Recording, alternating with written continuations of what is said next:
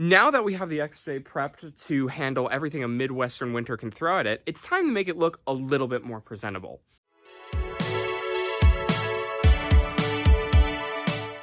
Since this car spent a year and a half sitting outside a mechanic shop with basically no care given to it, it's looking a little bit worse for wear.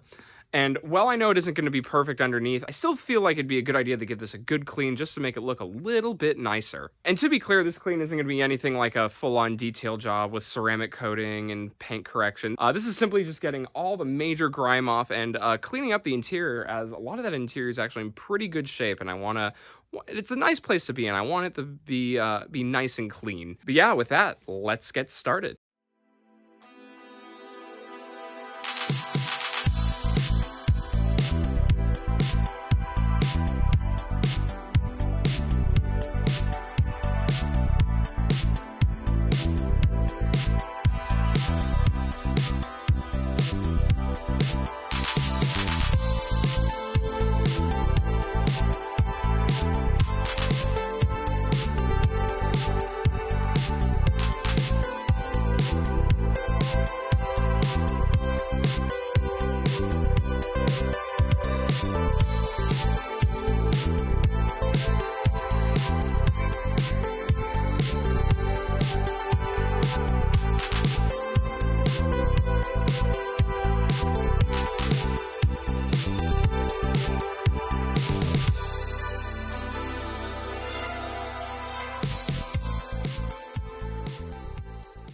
So now that I've got it fully washed and mostly dried off, I've pulled it into the garage, and I've got to say, it's looking a million times better. But again, this wash is just simply for as much improvement as you can for the least amount of effort. So with that, I'm actually going to go in and polish some of the chrome trim, since it's looking a little bit oxidized in certain places, put some tire shine on it, and then address these scratches on the side. Like I said, this car was abandoned in a mechanic's parking lot for about a year and a half, and it just got carved up by door dings.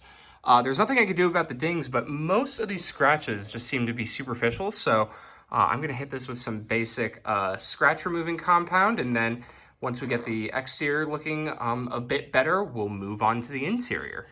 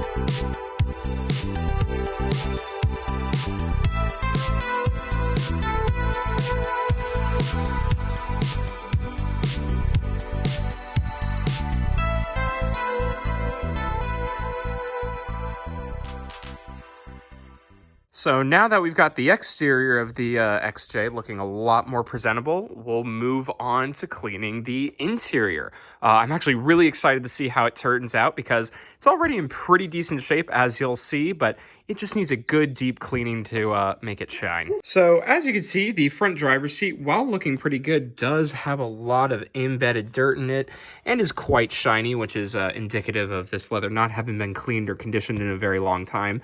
Because it's just so dirty, I'm going to go ahead with a slightly aggressive cleaning approach. I'm actually going to use Mr. Clean Magic erasers.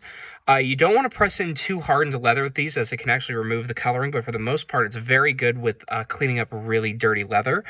And then on top of that, it's not quite as good as getting into some of the deep creases, so I'm just going to go over the whole seat again with this Zymol cleaner. I've had a lot of success with this in the past. I haven't used it in quite a while, so I'm quite interested to see how it works. Then I'm going to go ahead and use this Connolly Hide Care. Partially use this because A, I found it on my parents' shelf, and B, this is actually a Connolly leather interior, so might as well use the care that the manufacturer recommends.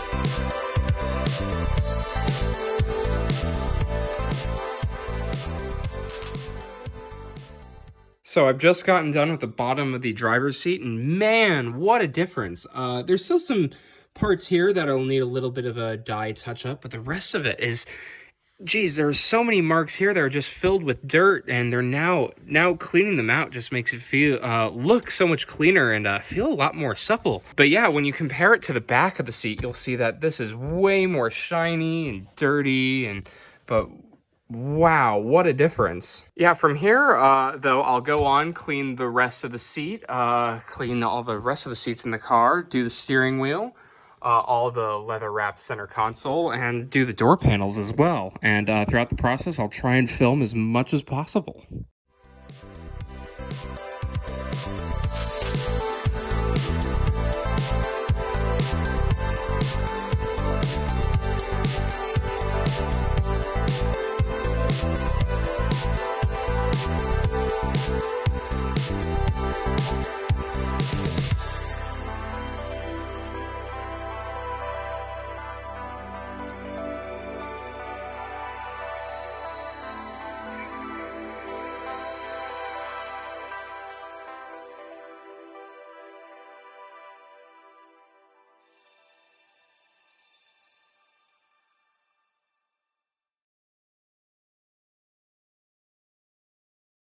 Well, future me here, editing the video. I realized I didn't put an outro to this or film one at the time. Yeah, so I'll just do it here and now. So yeah, the XJ actually turned out really good. I'll drop some photos into the video for how it looks now. It looks pretty snazzy, pretty respectable for a $1,000 beater car.